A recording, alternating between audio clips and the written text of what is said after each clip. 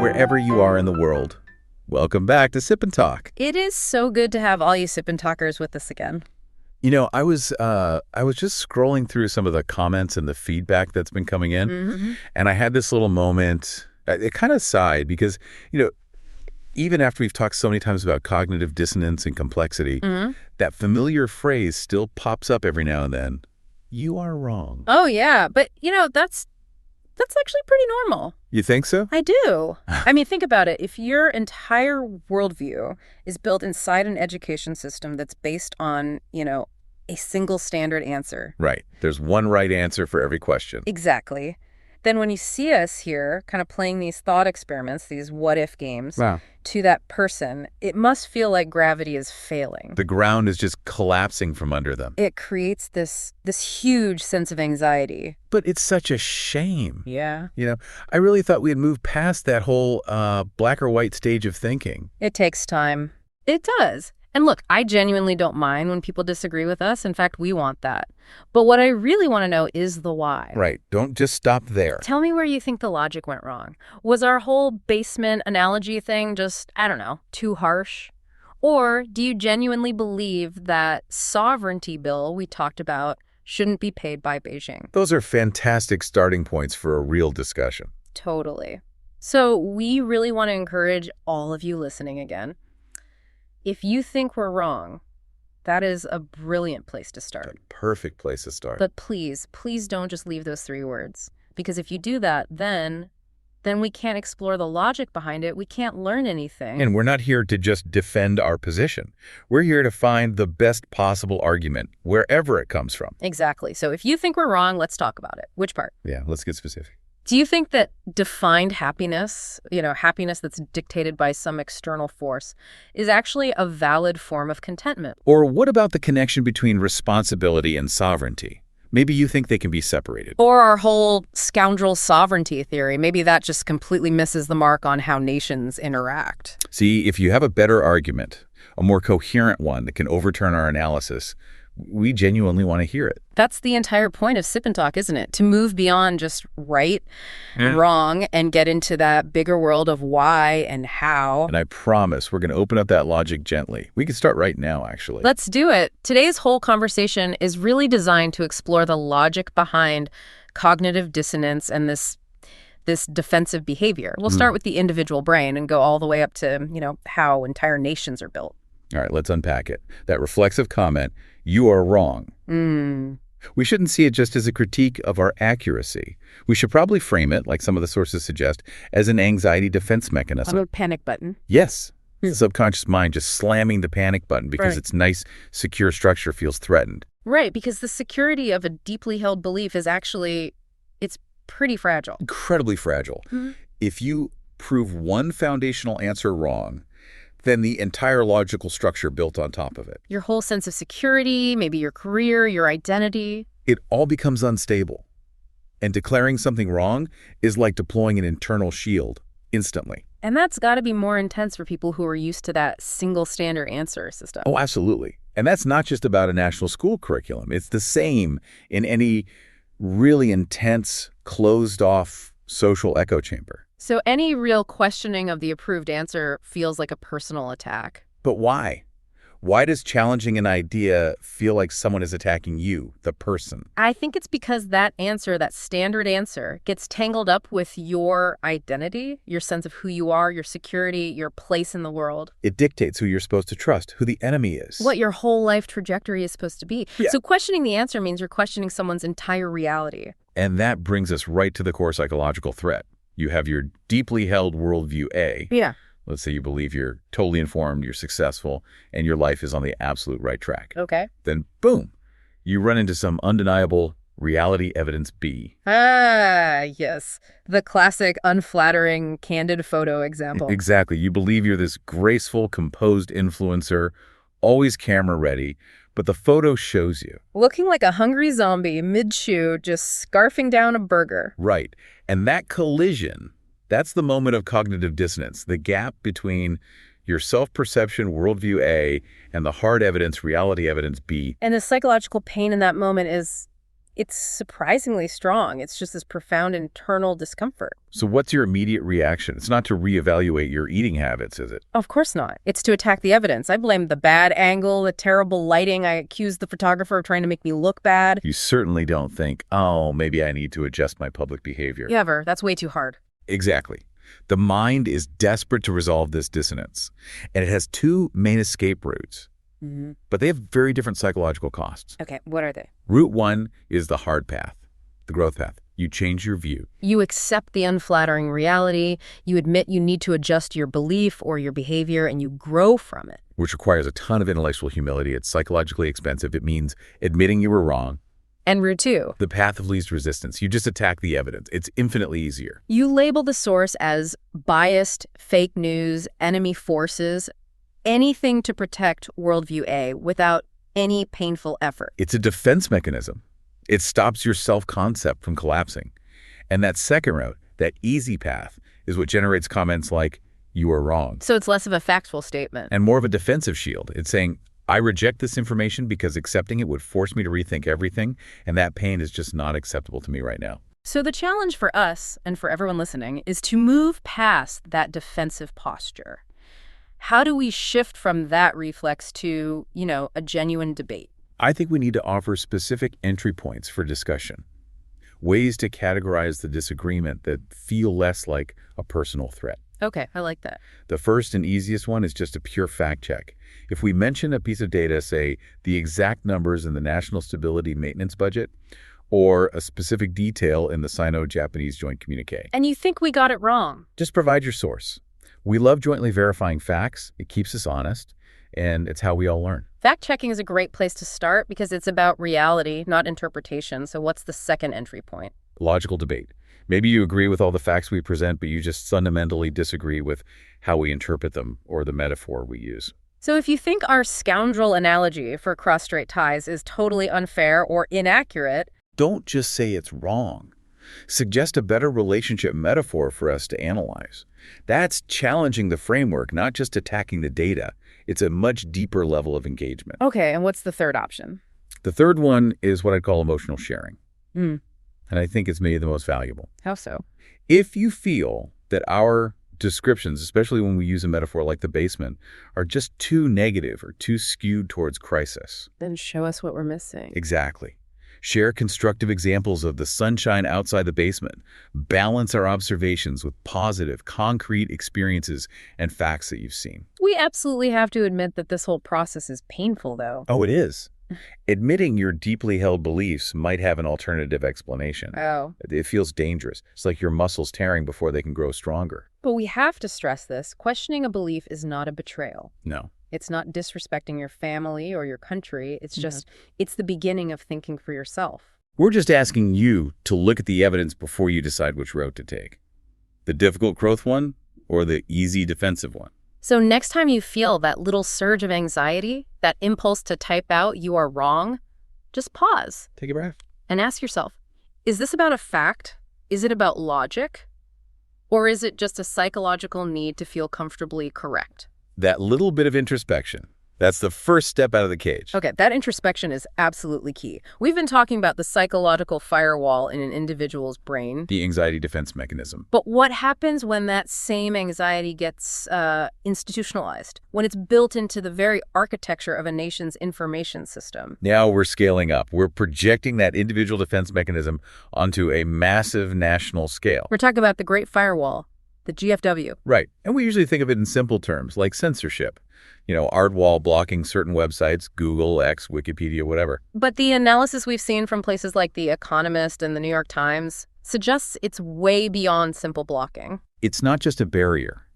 They describe it as a tool for genetic modification. Wow, that's a strong phrase. It is. It's actively engineering a cognitive system that is fundamentally detached from the rest of the world. So it's like two people standing right next to each other, both looking at their phones, both on the internet. But they are receiving completely different realities. They're on the same planet physically, but digitally, they are in separate universes. One person's phone is just blowing up with some furious debate about, Western politics, the Supreme Court, the Oscars. While the other person is completely consumed by news about some very specific domestic policy or a local influencer that nobody outside their country has ever heard of. They have zero common context.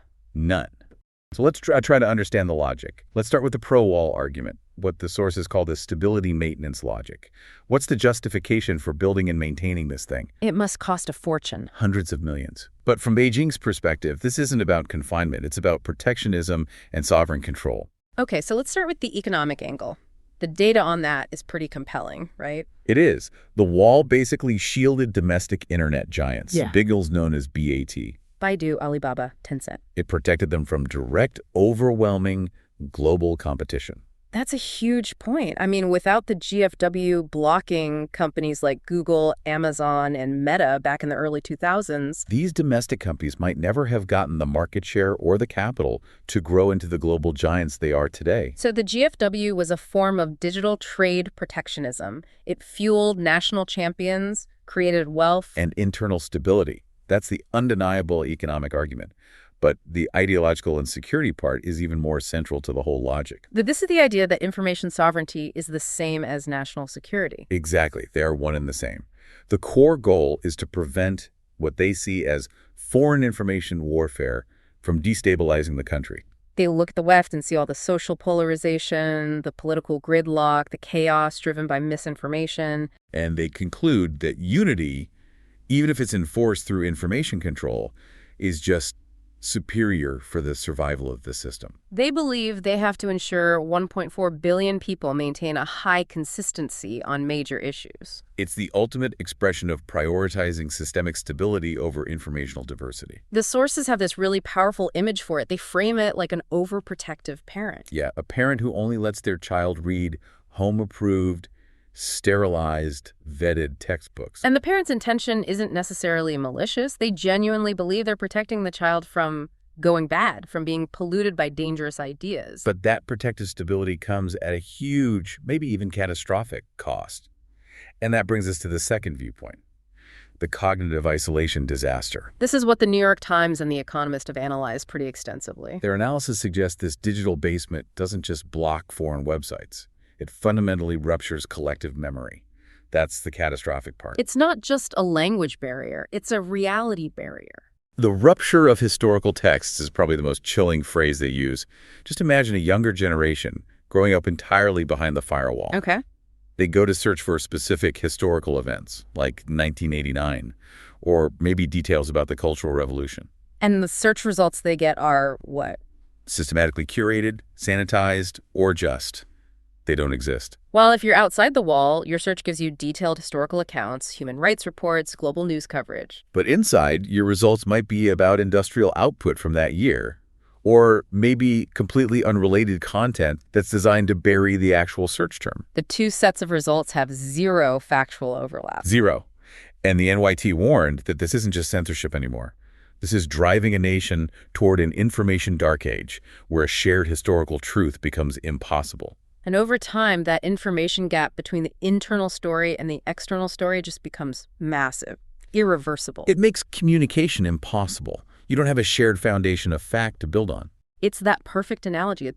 Two people arguing like crazy. They're on the same server, but they're literally playing two different video games. With different rules, different maps, different objectives, their arguments can never meet because they don't even agree on the game they're playing.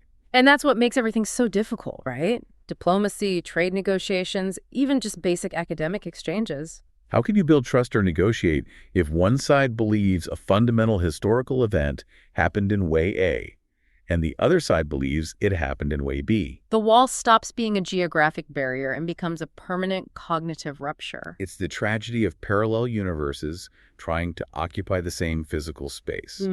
And the implications of that, they go straight to the future of intelligence itself. Right. Since we're talking about cognitive systems built on isolated data, we have to talk about AI. It's the most pressing issue. We're seeing models like DeepSeek or Wenix and Yeon advancing so quickly. But here's the big question, the philosophical one. Can AI that's been raised exclusively on basement data that's been filtered and censored by the Great Firewall, can it truly represent the future of human wisdom? This is where the technical paradox of AI crashes right into the philosophical limits of sovereignty. And AI's capability, its whole understanding of the world, it's totally reliant on the breadth and the truthfulness of its training data. Exactly. The algorithms can be perfect, the hardware can be the best in the world, but if your foundational data is limited, the intelligence you get from it will be inherently biased and limited. So if the AI is fed data that's been censored, sterilized, systemically distorted, data that leaves out huge, globally recognized concepts about conflict, criticism, human rights, then its output is going to carry this massive, undeniable bias. It's not just an AI that refuses to cook French food. It's an AI that refuses to even acknowledge that French food exists on the menu. The sources point out this really profound contradiction. A nation behind a hard firewall might excel at the technical stuff, making great algorithms, great hardware. But the AI's soul, its capacity for real wisdom and global context, is physically trapped by that same firewall. And think about the filtering it has to do. An AI that has to self-censor, that can't discuss certain keywords, or that automatically filters truth to match a political narrative. Can that entity really represent the future of human intellect? If its main function is political compliance, not discovery, what is it? I think the sources frame it perfectly. If an intelligence, whether it's human or artificial, is only allowed to know correct things, then it's not an intelligence, it's just a high-tech lock. A magnificent regurgitation machine, maybe, but it's constrained by political borders. And we have to think about civilization. The history of wisdom is defined by struggle, conflict, criticism, self-doubt. All the messy, complicated stuff. Exactly. And if an AI is shielded from all of that contradictory reality, you'll be completely incapable of helping humanity navigate the complex global challenges that are coming. Imagine what happens when AI starts writing our history books. And it will. How do we make sure that the complex, messy memories held outside the digital basement aren't just erased or overwritten by the sanitized, politically approved version? That's not just a data problem. That's a species-level memory risk. It becomes a real concern for the collective memory of humanity. We're talking about an intelligence that could be technically brilliant at, say, logistics or domestic planning, but fundamentally crippled when it has to deal with concepts that require external context or critical self-reflection. So for anyone listening, maybe working on these models or even just using them, this is the challenge. If an AI tells you a truth based on its limited data that completely contradicts something you can see with your own eyes, which truth do you believe? It's the same tension that creates cognitive dissonance in us, now being baked into the next generation of artificial minds. And this tension, it doesn't stay in the digital world, it spills out onto the global stage. Which leads to this fascinating psychological contradiction we see playing out in foreign policy. What's that? It's the phenomenon of simultaneously wanting external validation, being so proud of economic success, high-speed rail, all of the new cities. And at the same time being deeply, fundamentally terrified of any external critique. It's the ultimate national level version of that self-esteem versus defense mechanism tug of war. It reminds me exactly of our analogy. You're holding a brand new trophy you bought for yourself, and you're going around the neighborhood knocking on every door. Am I great? Am I world champion? Tell me I'm great. But then the second one of those neighbors asks to see the messy, chaotic, painful training room where you did the work. You slam the door in their face and lock it. That contradiction is perfectly described by the analysis from the New York Times. They call the specific trait glass heart diplomacy. A glass heart? Yeah, it highlights this highly sensitive, fragile nature that often shows up as that aggressive, wolf warrior diplomacy posture. And the constant demand for corporate apologies from international companies for the smallest things. So let's dig into the three deep causes the NYT analysis gives for this systemic fragility. They argue it's not random, it's a necessity driven by internal politics. Okay, what's cause A? Nationalism as legitimacy fuel. The government's fundamental legitimacy is tied to this narrative of erasing a century of shame and achieving national rejuvenation. Nationalism is the glue that holds everything together. So any tiny piece of external criticism, a tag on a sneaker, a map colored wrong, a journalist asking a tough question, it gets immediately amplified into a national humiliation. Which means they have to respond aggressively. The diplomats have to perform for the domestic audience to show they're protecting the nation's honor. Exactly.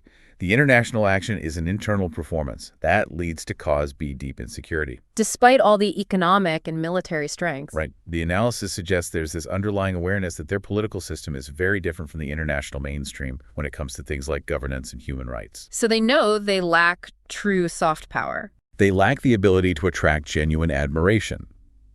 So since they can't attract sincere approval, they resort to using hard power, economic or diplomatic coercion to force it. Forcing companies in other countries to give them approval. But that coerced recognition is inherently fragile, isn't it? It requires constant reinforcement, constant surveillance. It's approval under duress. It's hollow. And cause C. Cognitive disconnect. This goes right back to the digital basement. Long-term information closure creates this habituated internal narrative. The standard answer. So when diplomats or citizens face international scrutiny, the huge gap between their domestic truth and the outside world's perception leads to fear and aggression. They have to immediately deny you are wrong, because if they don't, their whole reality structure is at risk of collapsing. So the diplomats aren't just defending a policy, they're defending their entire informational and psychological reality on a global stage. It's a high-stakes geopolitical version of our burger photo problem. And the NYT suggests this creates a vicious cycle. A self-defeating one. This aggressive demand for recognition abroad while tightening the firewall at home, they call it a psychological defensive expansion, driven by massive internal insecurity. And the result? A growing credibility deficit around the world. The harder they try to force people to accept them, the less trustworthy they become. It's completely counterproductive. Which brings us to the question of what true strength even looks like. A truly strong, confident culture isn't threatened by a tag on a shoe or a journalist's question or a color on a map. A confident system can absorb criticism, discuss differences, and even adapt without collapsing.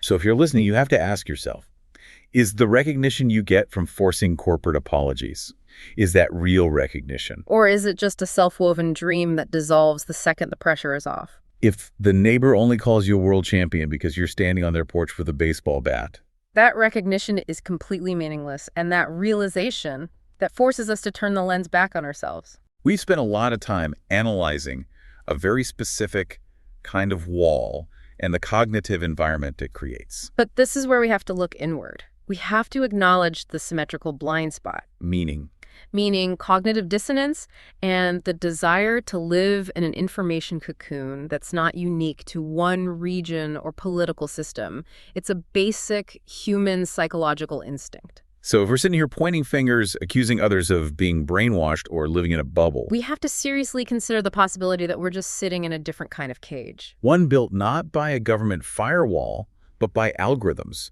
by confirmation bias, by our own untested values. Let's start with a really extreme premise just to challenge our own comfort. What if your own deeply held values, whether it's radical individual liberty or strict collectivism, what if they're also fundamentally flawed? Or just the product of your specific echo chamber, your education, your income bracket? That is an incredibly difficult thing to accept.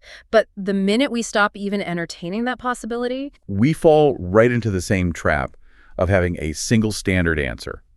My answer just happens to be the one I think is correct. We can kind of categorize the walls we see in the world today. On one side, you have the hard firewall. The technical, legal, governmental blocking. The system that prioritizes thought unity above everything else. And the main symptom of that hard firewall is that any negative report, any criticism is immediately labeled enemy forces. It's foreign information warfare designed to destabilize us. And the moment of collapse, the moment of shock for someone in that system happens when a local event they can see with their own eyes completely contradicts the official story. The disconnect just becomes too big to ignore. Then you have the soft firewall. This is what's becoming so common in democratic societies. It's built by algorithms, by media polarization, by social media echo chambers. The symptom there is more subtle, but just as effective.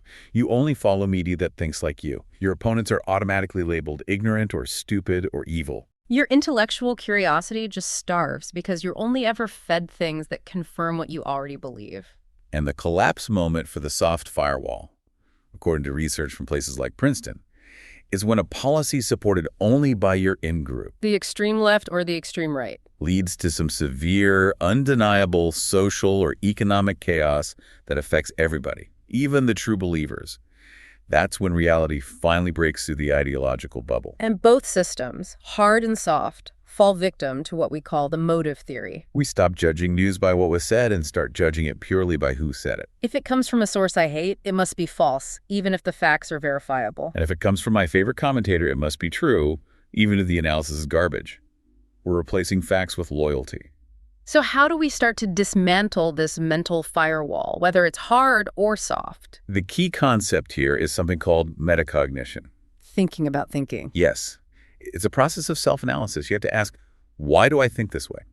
What are the unexamined assumptions and biases that led me to this conclusion? It's the difference between critical thinking, evaluating what's out there, and metacognition, which is evaluating your own internal process for doing that evaluation. There was a great line in the Washington Post once, that true freedom isn't just the right to speak, it's the psychological capacity to hear different opinions, to genuinely hear them without your entire worldview collapsing. And that requires a huge, humbling dose of intellectual humility. You have to admit the most essential truth. I might be wrong. Science itself progresses by proving yesterday's truth wrong. If we can't accept that in our own personal views, we're just trapped. Okay, so let's issue a specific, actionable challenge to everyone listening. The same challenge we give ourselves here. Homework. A little bit. Tonight, find a news source, watch a news channel, read a commentator that you normally despise, someone you truly believe is pure propaganda. And the goal is not to be persuaded by them. Absolutely not. The goal is way more important. The goal is to understand why tens of millions of people, your neighbors, your colleagues, believe that source is true. If you can calmly read their argument, analyze its structure, and understand their motive without getting angry, without your defense mechanisms kicking in, You have started the active process of breaking down your own wall. it's about cultivating curiosity over the constant, exhausting need to be correct. And that curiosity is the only ladder that lets us climb out of our basements, no matter who built the walls. Wow, that got deep, fast. But I guess that's what we do here on Sip and Talk. It is. So our final encouragement today is just this. True strength, sustainable strength, isn't achieved by slamming the door when you're faced with a challenge. It's achieved by having the courage to open the door, face the difference, and just talk about the discrepancy honestly. And the philosophical conclusion here is central to our mission. The essence of wisdom, whether it's ours or an AI's, is not found in correctness. It's found in constant exploration. If a mind is only allowed to know the correct things, it's not a mind. It's just a high-tech lock. Sophisticated maybe, but ultimately useless for navigating reality. We do want to wrap this up with a balanced assurance. Our goal here is never to criticize or be prejudiced against any specific group or nation. We're just offering facts and analyses from our research for your own independent thought. We're encouraging everyone to question the assumptions they hold most dear. Including the ones we present right here.